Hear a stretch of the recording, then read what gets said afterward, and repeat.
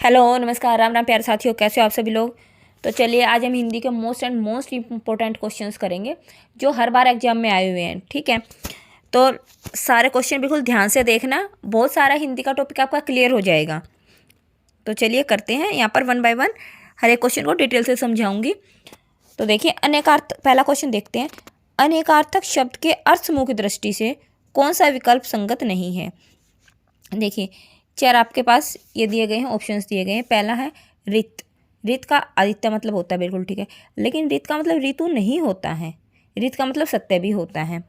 ठीक है, तो वैसे तो यहीं पर आंसर हमारा गलत हो गया है, ये वाला ही, ये हमारा समूह ठीक नहीं है। फिर भी देख लेते हैं आगे। ऐरावत, बिल्कुल ऐरावत इंद्र के हाथी का नाम था। एक नाग की जाति भी होती है ऐरावत, और जो बिजली विद्युत मेघ, इनको भी हम ऐरावत बोलते हैं, ये बिल्कुल ठीक है। अगला देखते हैं ऋषभ। ऋषभ का मतलब क्या होता है, बैल होता है, बिल्कुल श्रेष्ठ। जो संगीत के सात स्वर होते हैं ना, उसमें जो दूसरा स्वर होता है उसको भी हम ऋषभ बोलते हैं, बिल्कुल ठीक है ये। आगे देखते हैं ओग। ओग का मतलब होता है जो बाढ़ आ जाती है ना, जो इकट्ठा ढेर सा इकट्ठा हो जाता है, उसको बोलते हैं। तो ओग ढेर बिल्कुल है, प्रवाह वही धारा बिल्कुल है, बाढ़ बिल्कुल है। तो तीन ऑप्शन तो हो गए ठीक। तो आपका जो पहला ग्रुप है वो कौन सा ठीक नहीं, पहला ग्रुप ठीक नहीं है, तो इसलिए आपका आंसर भी क्या हो गया, फर्स्ट वाला ही हो गया। अगला देखते हैं अव्ययीभाव समास का उदाहरण नहीं है। नहीं है बताना है। आप पहली बात ही नहीं पर ध्यान जरूर देना भाई, ठीक है। बच्चे यहाँ पर बहुत गलती करके आते हैं, जल्दी जल्दी के चक्कर में नहीं पढ़ते हैं। तो अव्ययीभाव समास, पहली बात तो होता ही क्या है अव्ययीभाव समास। अगर आपको डिटेल से पढ़ना है तो चैनल पर वीडियो है, और यहाँ पर मैं बता देती हूँ। जिसमें पहला पद प्रधान होता है उसको हम क्या बोलते हैं, अव्ययीभाव समास बोलते हैं। ठीक है, तो या जिसमें मुख्य क्या हो, अव्यय हो, तो उसको अव्ययीभाव समास बोलते हैं। तो पहला देखिए द्वार द्वार, बिल्कुल अव्ययीभाव समास है इसमें। आजकल, आजकल का अगर मैं विग्रह करूं तो आजकल का विग्रह होगा आज और कल। ठीक है, और जहाँ पर और की फीलिंग आ जाए ना, और यानी कि दोनों ही पद प्रधान हो और शब्द आ जाए बीच में, तो वहाँ पर आप लोगों को पता होगा कौन सा समास होता है, हमारा द्वंद्व समास होता है। तो भाई आजकल में तो है द्वंद्व समास। ठीक है, आगे देखते हैं कुशलतापूर्वक, बिल्कुल अव्ययीभाव समास है। हाथों हाथ अव्ययीभाव समास है, तो आपका ऑप्शन हो जाएगा सेकंड वाला, बिल्कुल राइट। आगे देखते हैं नेक्स्ट क्वेश्चन। निम्न में से अतिथि शब्द का सही विलोम बताना है अतिथि का। देखिए पहला तो आतिथ्य। आतिथ्य क्या होता है, हम आतिथ्य स्वागत नहीं करते हैं, ये एक वेलकम करने का तरीका नहीं होता है, तो ये तो होगा ही नहीं आतिथ्य है। तो अनातिथि, अनातिथि, अतिथि का अनातिथि होता ही नहीं है, ये शब्द ही नहीं है। उसके बाद देखते हैं आतिथ्य। देखिए आतिथ्य वो होता है जिसके घर हम जा रहे हैं, जो हमारा मेज़बान है। ठीक है, जो मेजबान होता है ना उसको हम बोल देते हैं क्या, आतिथ्य। और एक होता है सतिथि, अतिथि। अतिथि का मतलब देखो, अगर मैं इसको देखूँ, इन दोनों ऑप्शन में देखो, अतिथि, अतिथि को तोड़ू, अतिथि होता है ना, इसको अलग अलग तोड़ू, अतिथि यानी कि जो बिना तिथि के आए। एक होता है स तिथि, ठीक है, यानी कि तिथि के साथ। तो वैसे तो इसका सतिथि भी हो सकता है, लेकिन जो 90% जो चांसेज हैं वो किसके हैं, आपके आतिथ्य के हैं। ठीक है, आतिथ्य के हैं। अगर मैं इसके अर्थ की दृष्टि से इसको देखूं तो अतिथि का क्या बनेगा, हमारा आतिथ्य आंसर बनेगा। तो आपका थर्ड ऑप्शन ठीक रहेगा इसमें। आगे देखते हैं निम्न में से भाववाचक शब्द छाटिए। भाववाचक ऑलरेडी वीडियो है चैनल पर, फिर भी आप देख लो। युवक नहीं होगा, नॉर्मल संज्ञा है। चिकित्सक नहीं होगा। किसानी बिल्कुल होगा। किसानी किससे बना है, किसान से हमारी भाववाचक संज्ञा बनी है क्या, किसानी। और ज्ञानी भी नहीं होगा, तो हमारा जो इसमें ऑप्शन होगा वो कौन सा होगा, किसानी। अगला देखते हैं किस शब्द में परा उपसर्ग का प्रयोग नहीं है। देखिए पराज्य में है, बिल्कुल है, क्योंकि ये बनता है ना ऐसे, परा प्लस में जय। पराश्रित कैसे बनेगा, पर प्लस में आश्रित, तो भाई इसमें तो नहीं है उपसर्ग। और उपसर्ग आप लोग को पता होगा क्या होते हैं, जो शब्द के स्टार्टिंग में लगते हैं वही तो होते हैं ना उपसर्ग। तो इसमें तो परा लगा हुआ है ऑलरेडी, लेकिन इसमें पर प्लस में आश्रित होता है इसका। पराभव का परा प्लस में भव, इसमें भी परा है। पराकाष्ठा परा प्लस में काष्ठा, तो आपका ऑप्शन कौन सा ठीक हो जाएगा इसमें, सेकंड वाला ऑप्शन आपका ठीक हुआ, इसमें परा उपसर्ग नहीं है। आगे देखिए निम्न शब्द युग्मों में गलत अर्थ वाले विकल्प का चयन कीजिए। देखिए कौन सा गलत अर्थ बता रहा है इन चारों में से। देखो अविरोध, प्लस में विरोध, यानी कि जिसका विरोध ना हो, ठीक है, तो विरोध रहित, ये तो बिल्कुल ठीक है। अवरोध, अवरोध आपने पढ़ा होगा, रुकावट होता है, बिल्कुल ये तो ठीक है पहले वाला तो, ठीक है। लेकिन हमें चुनना क्या, गलत चुनना है इसमें से, ये बात आप ध्यान में रख लेना। अगध, अगध क्या होता है, देखो अगध क्या होता है, जो अरोगी हो, जिसको रोग न हो, लेकिन यहाँ पर अगध का मतलब लिख दिया इन्होंने रोगी, तो भाई रोगी तो होता ही नहीं, अगध का मतलब तो अरोगी होता है, जिसको बीमारी नहीं है। तो देखिए यहाँ पर ये ऑप्शन आपका गलत हो जाएगा। अंगद, अंगद बालीपुत्र था, बिल्कुल ये ठीक है, लेकिन ये पहले वाला रोंग है। अगला देखते हैं, अनंग, अनग, अनंग यानी कि अशरीर, बिल्कुल ठीक है। अनग, बिना नग के, इसको टुकड़े भी करेंगे, ए प्लस में नग, यानी कि बिना नग के, बिल्कुल ठीक है ये।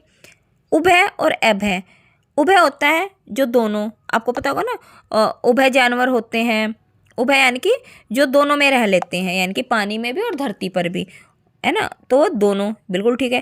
अभय, ए प्लस में भय, इनको तोड़कर भी आप इनका मीनिंग निकाल सकते हैं। अभय जिसमें भय ही ना हो, यानी कि निर्भीक, ठीक है, साहसी, ये बिल्कुल ठीक है। तो बताइए इसमें से जो रोग है वो कौन सा हुआ आपका, सेकंड, क्योंकि अगध का मतलब होता है जिसको रोग न हो, अरोगी, ठीक है। तो अगला देखते हैं। तो देखिए अगला क्वेश्चन, निम्न में से किस व्यंजन का उच्चारण दंत्य नहीं है। पहली बात तो वर्णों के उच्चारण जो सिद्धांत है वो मैंने चैनल पर अपलोड कर रखे बिल्कुल ट्रिक्स के साथ, तो देख लेते हैं। इसमें से पहला है हमारा त, थ, ल, देखो हमें पूछ रखा नहीं है, आप यहाँ पर ये बात नोट करना, नहीं है पूछ रखा है, तो तय बिल्कुल है दंत है, थ भी और ल भी दंत है, दांतों से इनमें से हवा निकलती है, तो हमारा जो ऑप्शन होगा वो क्या होगा, से, फोर्थ वाला से हमारा दंत नहीं है, बल्कि क्या हमारा तालु है। अगला देखते हैं। देखिए नेक्स्ट क्वेश्चन जो है आपका, संधि की दृष्टि से हमें क्या बताना है, असंगत बताना है, ये देखिए ये वाला, ठीक है। तो आपके पास हैं 4 ऑप्शन, खग प्लस में ईस, खगेश, वी प्लस में अभिचार, व्याभिचार, देखिए इधर जब ई प्लस में ए मिलते हैं तो वो क्या बनते हैं, हमारे य बनते हैं, ना कि या। और यहाँ पर देखो व्या, ये पे आ की मात्रा लगी हुई है, व्याभिचार, तो हमारा रोंग हो गया यहीं पर। ये क्या बनना चाहिए था, आ की मात्रा नहीं लगनी चाहिए थी, ये क्या बनना चाहिए था हमारा, व, ये, ए, व, ये, ठीक है, और ई और ए मिलके ये बन गए व भी चार, ऐसे बनना चाहिए था ना। तो हमारा ऑप्शन असंगत जो चुनना है वो हमारा सेकंड ही आ गया है। बाकी और भी देख लेते हैं अपने। देवी प्लस में एकता, ये बिल्कुल ठीक है, ठीक है। ई और ए मिलके हमारा क्या बन गया, वह बन गया है, और धातु प्लस में एक, ये भी ठीक है, धात्विक, ठीक है। तो हमारा जो ऑप्शन होगा कौन सा गलत है, हमारा सेकंड वाला ऑप्शन हमारा गलत है। किस विकल्प में अनुपसर्ग का प्रयोग हुआ है, बताइए। अनुपसर्ग, उपसर्ग पहली बात तो आपको पता होगा जो शब्द के आगे लगते हैं, तो बताइए कौन सा आंसर आपका ठीक होगा। देखिए पहला है आपका अन्वेषक, दूसरा है आपका अनुषण, तीसरा है आपका अनुसेक, और फोर्थ है आपका अनुदत। तो बताइए किसमें अनुसर्ग, अनु उपसर्ग का प्रयोग हुआ है। तो देखिए पहले पे ही हम चलते हैं, अन्वेषक, अन्वेषक को अगर मैं तोड़ूं तो क्या बनेगा, अनु, ठीक है, अनु प्लस में एसक, क्या बनेगा, अनु प्लस में एसक आपका बनेगा। तो पहला ही आपका आंसर ठीक हो जाएगा। अगला देखते हैं 40, अशुद्ध विकल्प बताना है, जो कम बोलता हो, अलभभाषी, बिल्कुल ठीक है। अगला देखते हैं जो प्रमाण से सिद्ध न हो, परमाण्य, बिल्कुल ये रोंग है। देखो जो प्रमाण से सिद्ध हो उसको बोलते हैं परमाण्य, लेकिन इन्होंने तो न बोला है, जो प्रमाण से सिद्ध ना हो तो हमारा अप्रमाण्य होता है, जो प्रमाण से सिद्ध ना हो तो हमारा क्या बन जाता है, अप्रमाण्य बन जाता है, ठीक है। तो ये हमारा आंसर होगा सेकंड वाला। जो किसी पर अभियोग लगाए, अभियोगी, बिल्कुल ठीक है। वर्षा का बिल्कुल न होना, अनावृष्टि, बिल्कुल ठीक है। तो आपका आंसर हो गया सेकंड वाला। देखिए निम्न में से किस भाववाचक संज्ञा शब्द की निर्मिति व्यक्तिवाचक संज्ञा से हुई है, ठीक है। यानी कि हम वो चीज़ क्या, वो शब्द हमारा व्यक्तिवाचक संज्ञा से ही भाववाचक संज्ञा बना है। तो बताइए पहला ऑप्शन है मातृत्व, मातृत्व किससे बना है, माता से बना है, ठीक है। और माता हमारा क्या है, व्यक्तिवाचक संज्ञा नहीं है, जातिवाचक संज्ञा है। आवश्यकता बिल्कुल नहीं होगा, व्यक्तिवाचक संज्ञा नहीं है। व्यक्तिवाचक संज्ञा आप लोगों को पता हो जो किसी व्यक्ति विशेष का बोध कराए, किसी व्यक्ति विशेष स्थान विशेष का बोध कराए। ठीक है, और यहाँ पे तो क्या हो रहा है, बिल्कुल पूरी जाति की बात हो रही है।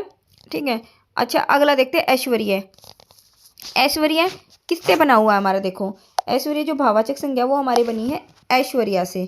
किससे बनी है हमारी, ऐश्वर्या। और ऐश्वर्या आप लोग को पता है क्या, एक तरीके से नाम भी होता है ऐश्वर्या। ठीक है, तो ऐश्वर्या से हमारा बना ऐश्वर्य, तो ऐश्वर्या हमारा क्या हो गया, व्यक्तिवाचक, और ऐश्वर्या से हमारा बन गया ऐश्वर्य, आग की मात्रा हट गई, तो ये हमारा क्या बन गया, भाववाचक संज्ञा। तो हमारा ऑप्शन जो है थर्ड वो बिल्कुल ही राइट है, और फोर्थ हमारा क्या ऐश्वर्य रॉन्ग है। असंगत विकल्प चुनिए। नई प्लस में स्थिक,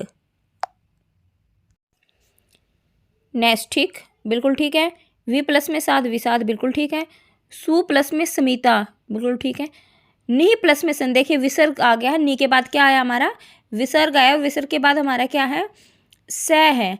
ठीक है, अगर विसर्ग के बाद हमारा स हो तो पहले वाला जो विसर्ग होता है वो क्या बन जाता है, आधा स बन जाता है। तो जो आपका निषण, ये ऐसे वाला से आया है ना, ऐसे वाला, ये रोंग है।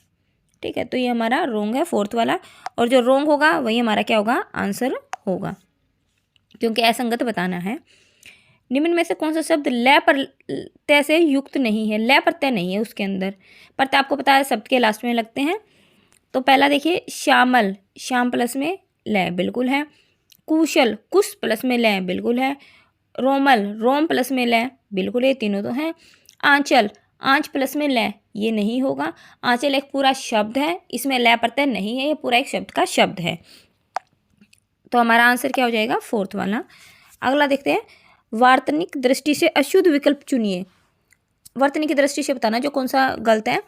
धोबिन बिल्कुल ठीक है। पक्षीगण, देखो पक्षी, पक्षी गण अगर होना तो छोटी ई की मात्रा होती है पक्षी पे, अगर हमें सिंपल पक्षी लिखना है तो बड़ी, लेकिन पक्षी गण होना तो छोटी की मात्रा आती है। तो हमारा आंसर क्या हो गया अपना, सेकंड हमारा आंसर हो गया, जो वर्तनी की दृष्टि से अशुद्ध है। बाकी देख ले, स्वामी भक्त भी ठीक है, अगुणी भी ठीक है। अगला देखते हैं, निम्न में से प्रारब्ध का विलोम है। प्रारब्ध, तो देखिए प्रारब्ध का मतलब क्या होता है, प्रारंभ किया हुआ। ठीक है, और प्रारब्ध का उल्टा क्या होता है, अनारब्ध, जो जिसकी शुरुआत ही नहीं की है। प्रारब्ध शुरू किया हुआ, अनारब्ध जो शुरू ना किया गया हो।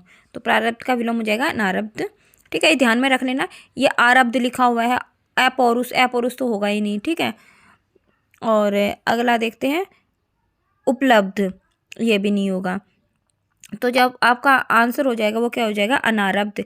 और इसको ध्यान में रख लेना कि ये आरब्ध है, ये वाला क्या है अपना आरब्ध है, और ये वाला क्या है अपना अनारब्ध है।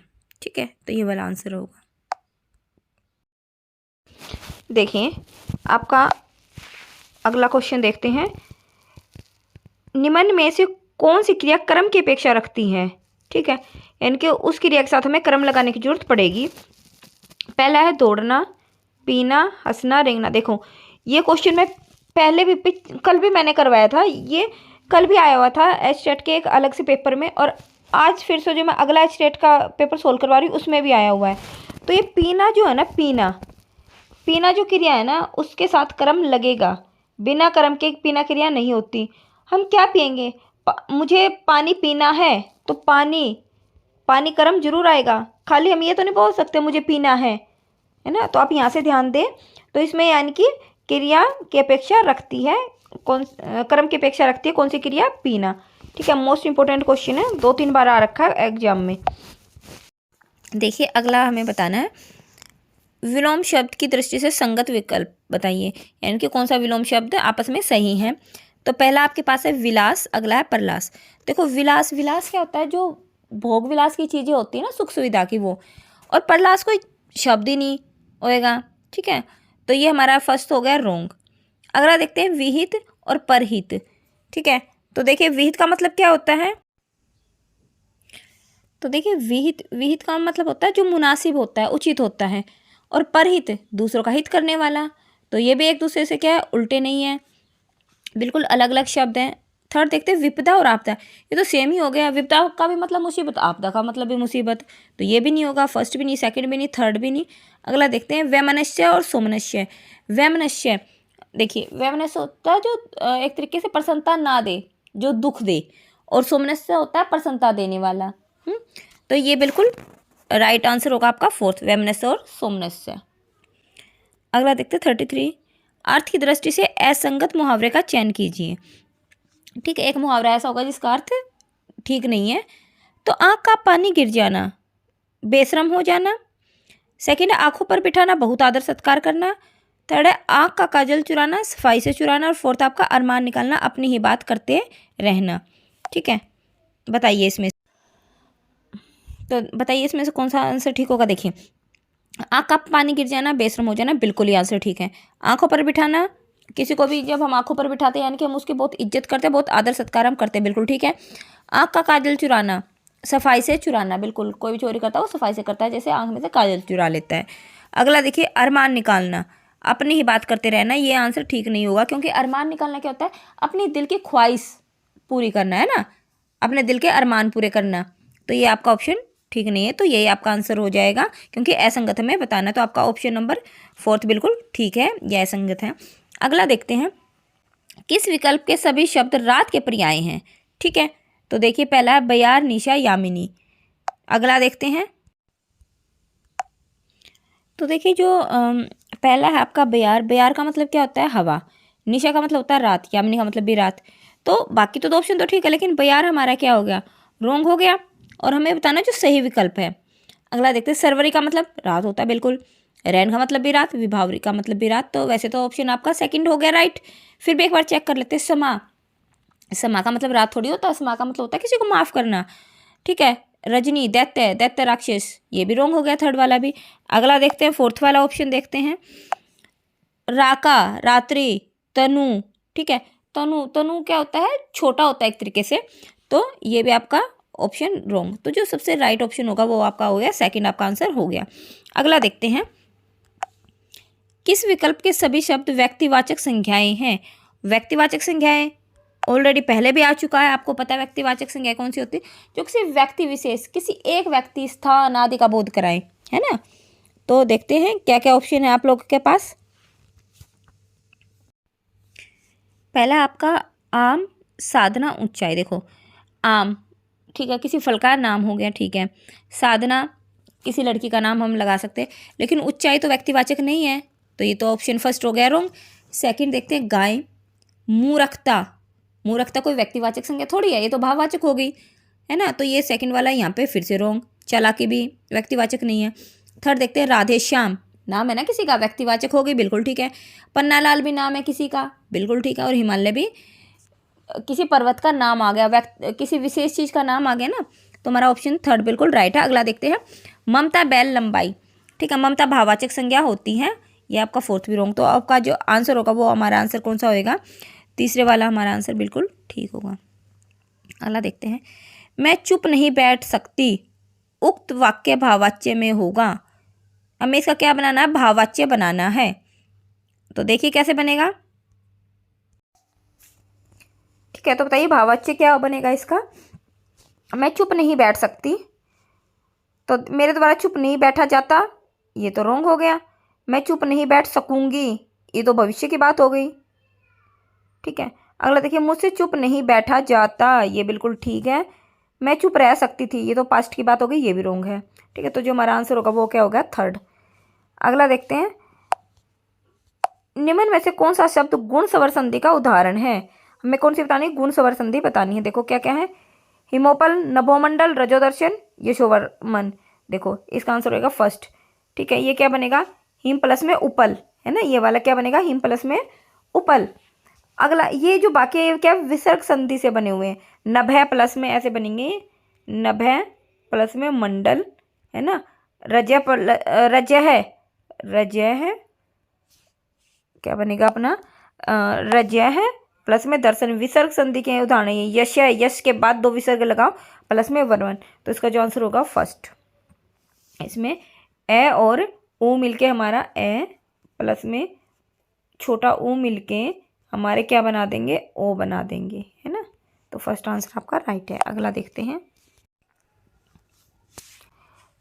किस समस्त पद का विग्रह अनुचित है। ठीक है, विग्रह कर दिया और वो गलत है। पहला निरामिष, अमिष से रहित, बिल्कुल ठीक है। हमें अनुचित बताना है। अति इंद्रिय, इंद्रियों के अनुभव से परे, बिल्कुल ठीक है। अत्यावश्यक, आवश्यकता से परे, बिल्कुल भी नहीं। अत्यावश्यक तो वो होता है जिसकी बहुत ज़्यादा आवश्यकता हो, ठीक है, और इन्होंने तो आवश्यकता से परे ही बता दिया, ये तो रॉन्ग हो गया। प्रत्याशा, आशा के बदले की गई आशा। तो आपका जो आंसर होगा वो कौन सा होगा? आपका थर्ड आंसर आपका ठीक होगा। अगला देखते हैं, किस विकल्प में तद्भव शब्द प्रयुक्त हुआ है? देखो मैंने दो आपको शब्द बता रखे हैं। तत्सम, सम का मतलब होता है समान, यानी कि संस्कृत के वे शब्द जो यूं कहीं हिंदी में आ जाएं, चेंज नहीं करना उनमें बिल्कुल। और तद्भव संस्कृत की हिंदी मिलेगी आपको, ठीक है। तो देखो कौन कौन से ऐसे हैं जो आपको संस्कृत से मिलते जुलते हैं। ताम्र, भोरा, ज्येष्ठ, श्रावण। देखो ताम्र संस्कृत में यूज होता है यूं का यूं, ठीक है। भोरा नहीं होता है संस्कृत में यूं का यूं यूज, और ज्येष्ठ भी ऐसे कैसे यूज होता है संस्कृत में, श्रावण भी। तो जो हमारा ऑप्शन हो गया सेकंड वाला क्या होगा? भोरा हमारा राइट आंसर होगा। और भोरा जो शब्द है इसको हम संस्कृत में बोलते हैं भरमर, है ना, भरमर। भरमर का हिंदी रूप क्या है? भौरा है। तो हमारा ऑप्शन हो गया सेकंड। अगला देखते हैं, चोर की दाढ़ी में तिनका लोकोक्ति का उचित भावार्थ चुनिए। चोर की दाढ़ी में तिनका क्या मतलब होता है?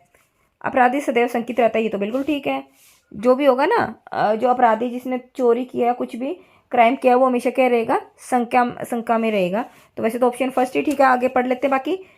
छोटे लोगों का बढ़ चढ़कर बोलना, नहीं, बिल्कुल नहीं। विजातीय स्वभाव जीवन भर रहता है, नहीं। अपराध करके निरपराध बनना, नहीं। तो इसका आंसर होगा पहला ही ठीक है इसका आंसर। अगला देखते हैं, कल्प में मिश्र वाक्य का प्रयोग नहीं हुआ है, ठीक है। मिश्र वाक्य से रिलेटेड पूरी वीडियो चैनल पर है, ठीक है। बिल्कुल डिटेल से, बिल्कुल ट्रिक्स के साथ समझा रखा है, फिर भी देख लेते हैं इसमें से मिश्र वाक्य बताइए फटाफट कौन सा है। वह थोड़ी देर बाद तुरंत लौट गया, बिल्कुल ये मिश्र वाक्य नहीं है। मिश्र मैंने बता रखा है जो मिक्स होके बनाओ, कम से कम इसमें दो वाक्य होने चाहिए, ठीक है। वह थोड़ी देर बाद तुरंत लौट गए, तो पूरा एक ही वाक्य बन रहा है, तो पहले तो ऑप्शन यही हो गया। फिर भी आगे पढ़ लेते हैं, मैं चाहता हूँ कि आ गया, मिश्र वाक्य होगा। मैंने कुछ शब्द बता रखे ना आपको कि अगर ये शब्द आ गए तो समझ लेना वो मिश्र वाक्य है ना। कि आ गया इसके अंदर, तो है ये मिश्र वाक्य है। जब मैं स्टेशन पहुंचा तभी ट्रेन आई, है ना। जब और तभी, जब शब्द भी क्या एक तरीके से मिश्र वाक्य में यूज होता है, और वैसे भी दो वाक्य इसमें बने हुए हैं, तो ये भी मिश्र वाक्य है, ठीक है। ये भी मिश्र वाक्य है। जिन छात्रों ने परिश्रम किया वे उत्तीर्ण हो गए। देखो इसमें भी तो दो छोटे छोटे उपवाक्य बने हुए हैं ना, तो ये भी मिश्र वाक्य। तो इसमें से मिश्र वाक्य कौन सा नहीं है? पहले वाला नहीं है। अगला देखते हैं,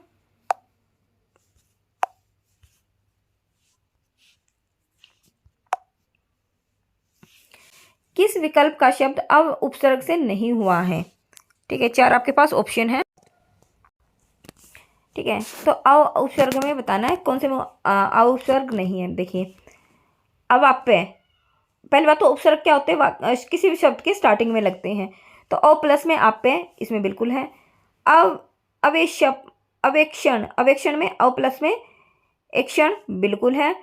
अ प्लस में धूत बिल्कुल है। अवधि, देखो अवधि में उपसर्ग नहीं लगा हुआ बल्कि क्या लगा हुआ? प्रत्यय लगा हुआ है, ठीक है। अवधि को अगर मैं तोड़ूं तो कैसे टूटेगा? अवध, कैसे टूटेगा? अवध प्लस में बड़ी ई, है ना।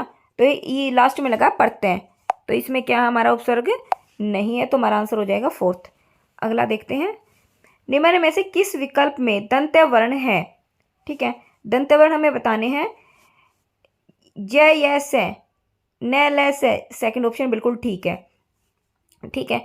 और मैंने इतनी बार बोला, और हर बार ये ना वर्णों का उच्चारण स्थान पूछा गया है, और मैंने ना बिल्कुल डिटेल से वीडियो बना रखी है। तो अगर आप एग्जाम देने जाओ ना तो एक बार वो वीडियो जरूर देख कर जाना आपको, क्योंकि हर बार आते हैं उसमें से क्वेश्चंस, ठीक है।